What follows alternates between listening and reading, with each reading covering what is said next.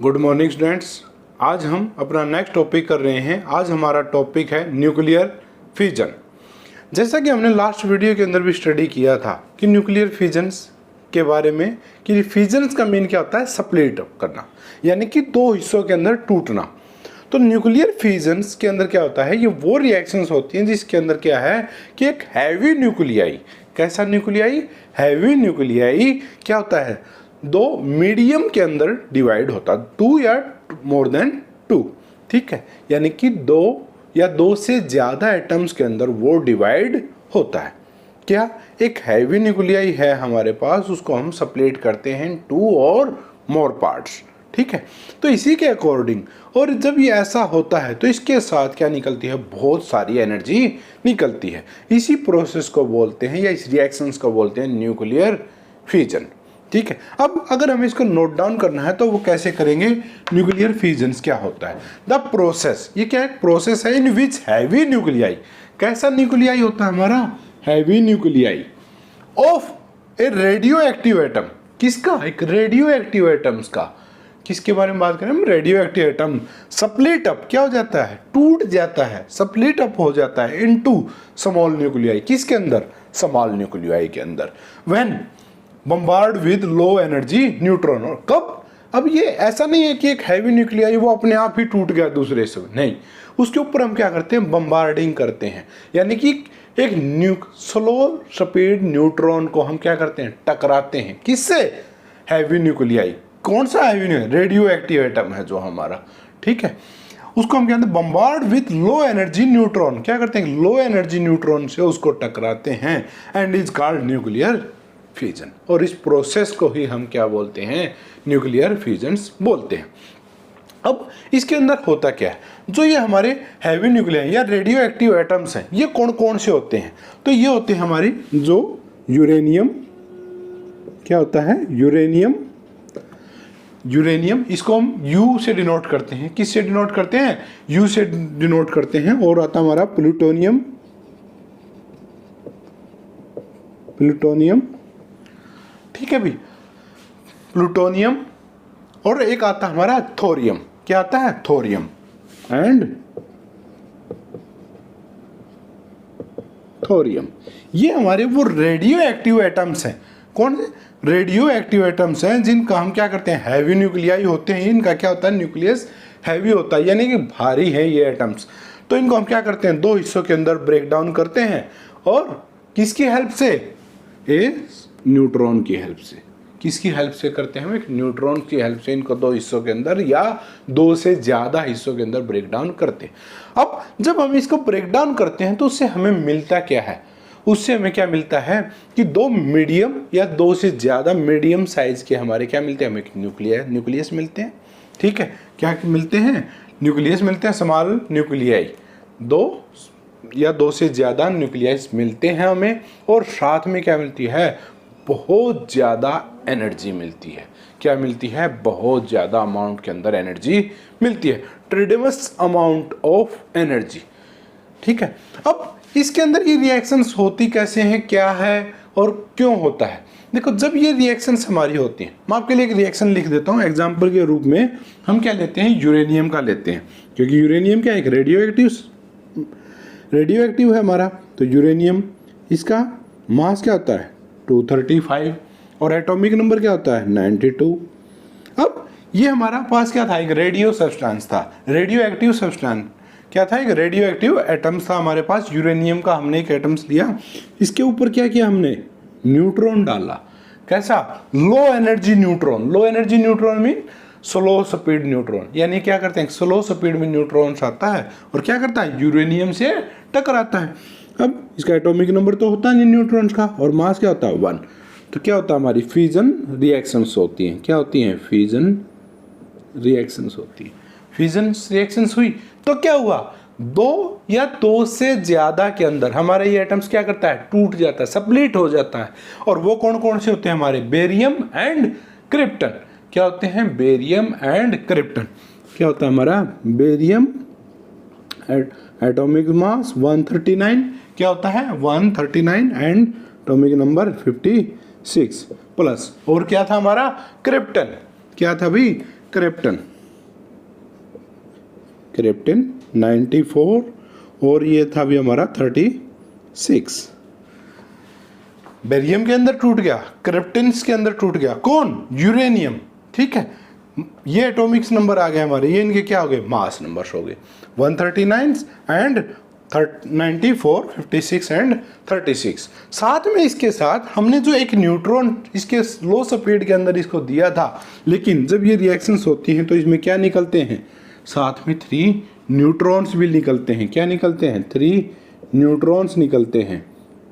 लेकिन इसके साथ अगर यही रिएक्शंस होती तो हमें क्या मिला? कुछ नहीं, सिर्फ 2 स्मॉल न्यूक्लियाई कि क्या मिले? एटम्स मिल गए। लेकिन इससे क्या फ़ायदा हुआ? लेकिन इसके साथ हमें क्या मिलती है? ट्रेमेंडस अमाउंट ऑफ एनर्जी। क्या मिलती है?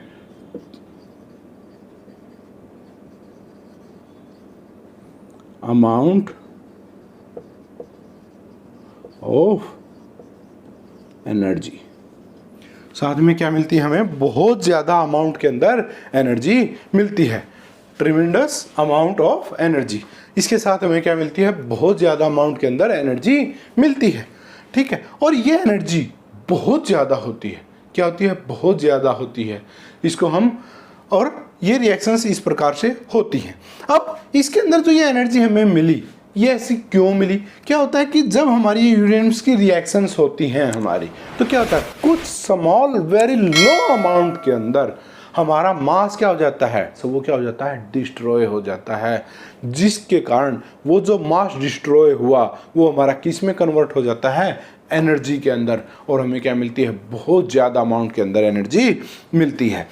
अब अगर आपको ये अंदाज़ा लगाना है कि भाई ये एनर्जी कितनी ज़्यादा होती है, तो अगर हम एक कार्बन के एटम्स के देखें, अगर हमारे पास 1 कार्बन एटम है, किसका एटम है? कार्बन एटम से जो भी वो एनर्जी प्रोड्यूस करता है उससे 10 मिलियन मल्टीप्लाई में 10 मिलियन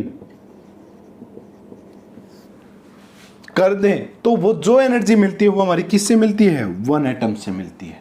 यानी कि एक कार्बन का एटम से जो हमें एनर्जी मिलती है उसको अगर हम 10 मिलियन से मल्टीप्लाई कर देते हैं तो जो एनर्जी आती है हमारी वो किसके इक्वल आती है? हमारी फ्यूजन्स रिएक्शंस के अंदर आती है। किसके अंदर मिलती है हमें? Fusions reaction. आप देख सकते हो कितनी ज़्यादा अमाउंट के अंदर हमें एनर्जी मिलती है। अगर आप इसको लिखना ही चाहते हैं तो मैं लिखवा देता हूँ।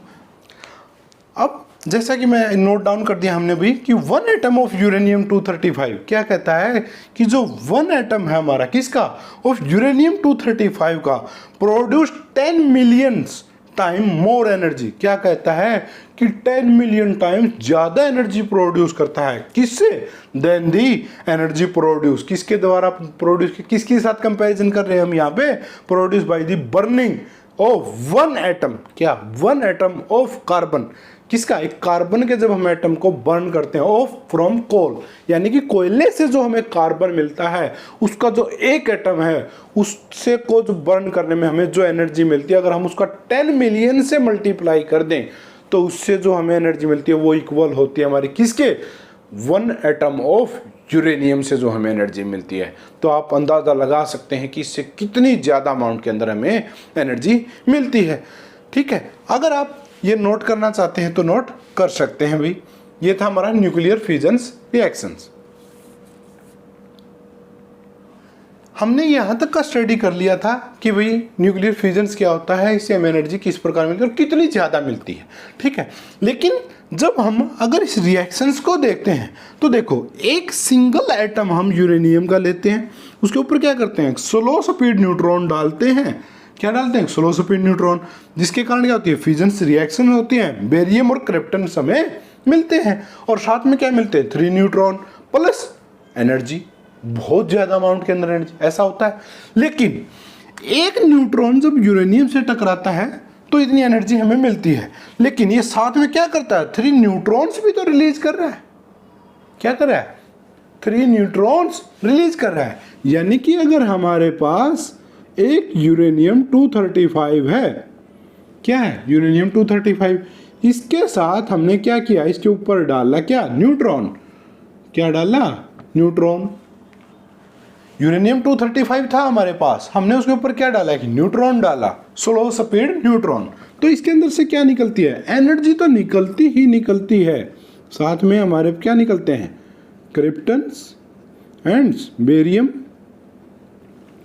प्लस में और क्या निकलता है भाई, न्यूट्रॉन्स, 3 न्यूट्रॉन्स भी तो निकलते हैं। अब ये जो 3 न्यूट्रॉन्स निकले और इसके साथ में और क्या निकली हमारी, एनर्जी, क्या निकलती है, एनर्जी भी तो निकल रही है। ये 4 चीजें हमें मिली, बेरियम, क्रिप्टन, न्यूट्रॉन्स और एनर्जी। एनर्जी तो ठीक है भाई, ये हम किसी भी यूजफुल वर्क के लिए हम यूज कर सकते हैं, ठीक है। क्रिप्टन्स बेरियम एलिमेंट्स हैं, ठीक है। अब ये 3 न्यूट्रॉन्स मिले हमें। अब एक न्यूट्रॉन रिएक्शन स्टार्ट करने के लिए हमें यूरेनियम 235 को क्या किया, ब्रेक कर सकता है। तो ये 3 कितने को ब्रेक करेंगे, ये 3 क्या करते हैं, आगे वाले 3 यूरेनियम्स को भी क्या करते हैं, ब्रेक करते हैं। यानी कि ये 3 न्यूट्रॉन्स जो थे, अब ये किन से टकराएंगे, नए 3 यूरेनियम्स एटम से टकराएंगे। किससे टकराएंगे, यूरेनियम 235 से, क्योंकि एक सिंगल एटम तो हमने रखा नहीं, सिंगल एटम तो हमारे पास था नहीं, हमारे पास क्या यूरेनियम्स था, 1 kg 2 kg 3 kg, ठीक है। और उसके अंदर तो बहुत सारे एटम्स थे, तो हर बार कितने निकल रहे थे, 3 न्यूट्रॉन्स। तो हर बार वो क्या करेंगे, अलग से 3 यूरेनियम 235 से टकराएंगे।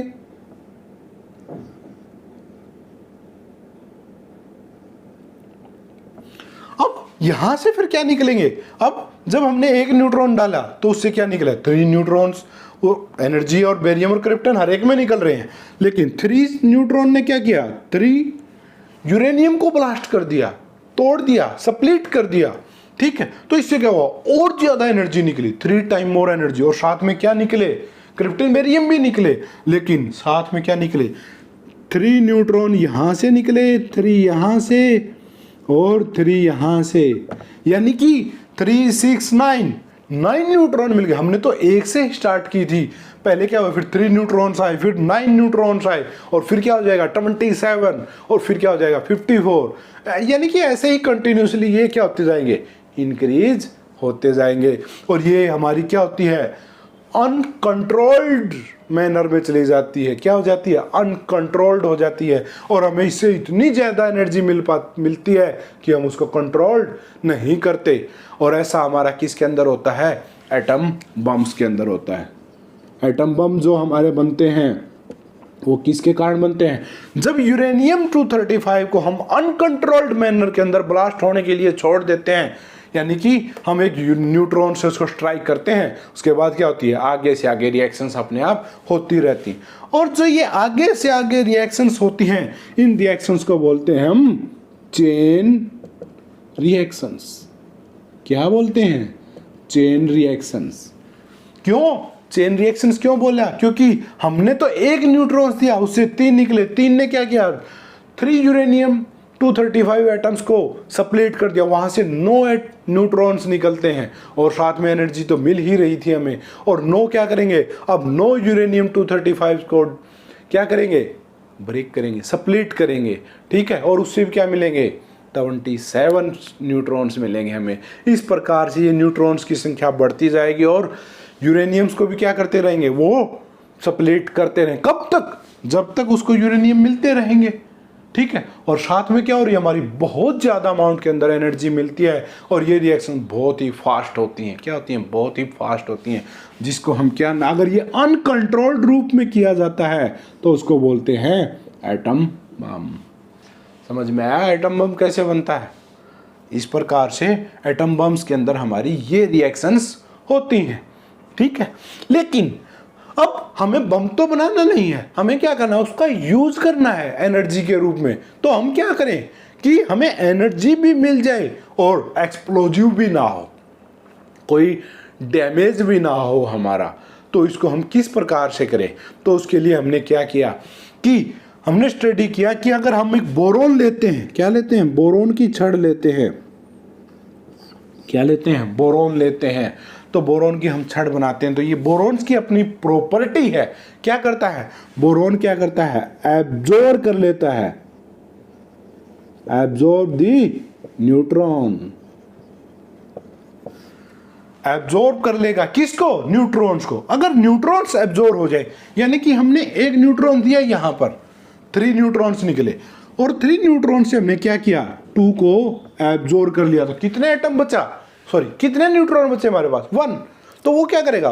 1 ही यूरेनियम को स्प्लिट करेगा, तो फिर एनर्जी मिलेगी हमें।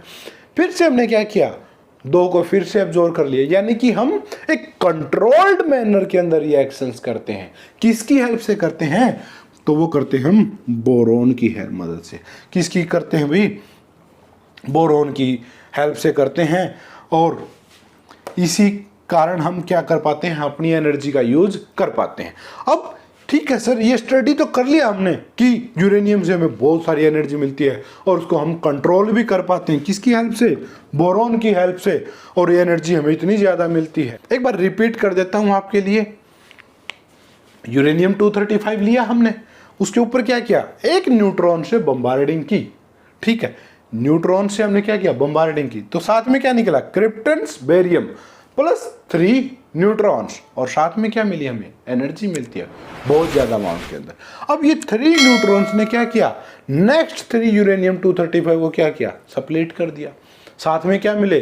क्रिप्टन बेरियम तो मिले ही मिले, एनर्जी भी मिली, और साथ में क्या मिले? 9 न्यूट्रॉन्स मिले।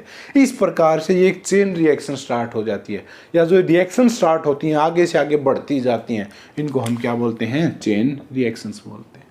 क्या बोलते हैं? चेन रिएक्शंस बोलते हैं। अगर आपको कोई चेन रिएक्शंस का एग्जांपल पूछता है तो आप यूरेनियम 235 का एग्जांपल्स दे सकते हैं, या चेन रिएक्शंस क्या होती हैं आपको पता चल गया।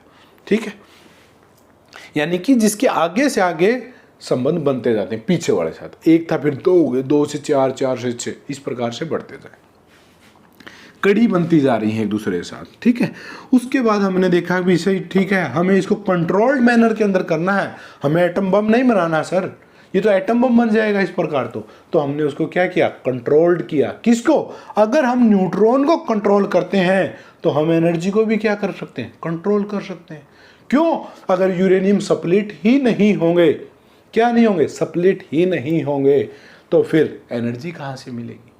इसीलिए हमने क्या किया? न्यूट्रॉन को एब्जॉर्ब करना स्टार्ट किया, और वो किसके द्वारा किया गया? बोरॉन को। जितनी हमें आवश्यकता थी उतने ही न्यूट्रॉन छोड़े गए, और उसके अकॉर्डिंग क्या मिली हमें? एनर्जी मिली। बाकी को हमने क्या किया? एक्स्ट्रा या अनवांटेड न्यूट्रॉन्स को हमने क्या कर लिया? एब्जॉर्ब कर लिया। किसके अंदर? बोरॉन की हेल्प से। ठीक है, तो ये था हमारा न्यूक्लियर फ्यूजन रिएक्शन से रिलेटेड भी टॉपिक्स। आई होप आपको अच्छे से समझ में आया होगा। आप ये नोट करना चाहते हैं तो नोट कर लीजिए।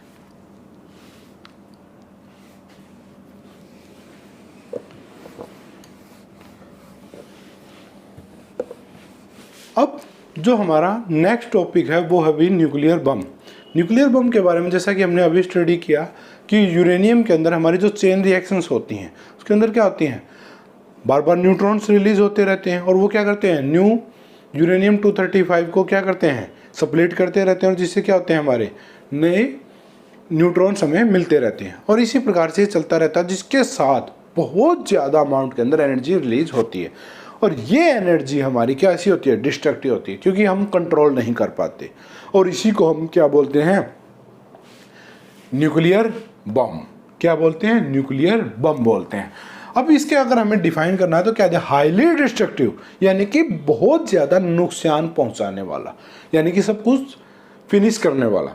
बिल्डिंग्स खत्म हो जाती हैं, पीपल्स खत्म हो जाते हैं, लाइफ्स खत्म हो जाती है, ना कोई प्लांट बचेगा, ना एनिमल्स, ना ह्यूमन्स बींग्स, नहीं, कुछ नहीं बचता। सिर्फ क्या हो जाता है? सब कुछ बर्न हो जाता है, जल जाता है, डिस्ट्रक्टिव हो जाता है। The highly destructive nuclear bomb is based on the nuclear fusions. और ये किसके ऊपर बेस होता है? हमारा न्यूक्लियर फ्यूजन्स रिएक्शंस के ऊपर बेस होता है, जैसा कि हमने अभी भी स्टडी किया था। देन रिएक्शन ऑफ यूरेनियम 235 किसके कारण होती है? रिएक्शंस हमारी रिएक्शन ऑफ यूरेनियम 235 और प्लेटिनियम 239, यानी कि हम यहाँ पर किस किस का यूज करते हैं? यूरेनियम 235 का भी करते हैं और प्लेटिनियम 239 का भी यूज करते हैं। किस चीज के लिए? बनाने के लिए। क्या? Nuclear bomb. और इसी का अनदर नेम है हमारा, it is also called atom bomb, और इसी को हम क्या बोलते हैं? एटम बम भी बोलते हैं। क्या बोलते हैं? एटम बम भी बोलते हैं। इसकी अगर हमें ये क्या है, बहुत ज़्यादा नुकसान पहुंचाता है, ये हमें पता है, क्योंकि इससे इतनी ज़्यादा अमाउंट के अंदर एनर्जी रिलीज होती है जो क्या कर देती है, हर चीज़ को बर्न आउट कर देती है, हर चीज़ को जला देती है। ठीक है। और इसका हमारा एटम बम जो यूज़ किया गया था सेकेंड वर्ल्ड वार के अंदर, और वो कहाँ पर हुआ था? Hiroshima and Nagasaki. कहाँ पे? हिरोशिमा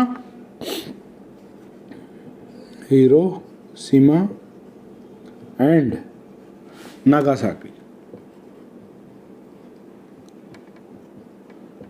ये दो शहर हैं, हिरोशिमा एंड नागासाकी। कहाँ पर? जापान के। यहाँ पर एटम बम्स गिराए गए थे। यहाँ पर इतना ज़्यादा नुकसान हुआ था कि आज भी वहाँ पर बच्चे जो हैं अपंग पैदा होते हैं। ठीक है। तो ये भी यही था हमारा न्यूक्लियर बॉम्ब्स। इसके बाद जो हम स्टडी करेंगे वो करेंगे हम nuclear power plant. Nuclear power plant एक बड़ा टॉपिक है और एग्जाम्स के पॉइंट ऑफ व्यू से भी बहुत ज़्यादा इंपॉर्टेंट है। ठीक है। तो इसको हम नेक्स्ट वीडियो के अंदर स्टडी करेंगे। आई होप जो आज हमने स्टडी किया वो आपको अच्छे से समझ में आया होगा। अगर आपको ये वीडियो या ये नॉलेज प्राप्त हुई है तो प्लीज़ इसको लाइक कीजिए, शेयर कीजिए, और हाँ, चैनल को भी सब्सक्राइब करना मत भूलिएगा। फिर मिलते हैं नेक्स्ट वीडियो के साथ। आज के लिए भी यही था हमारा टॉपिक्स। Thank you.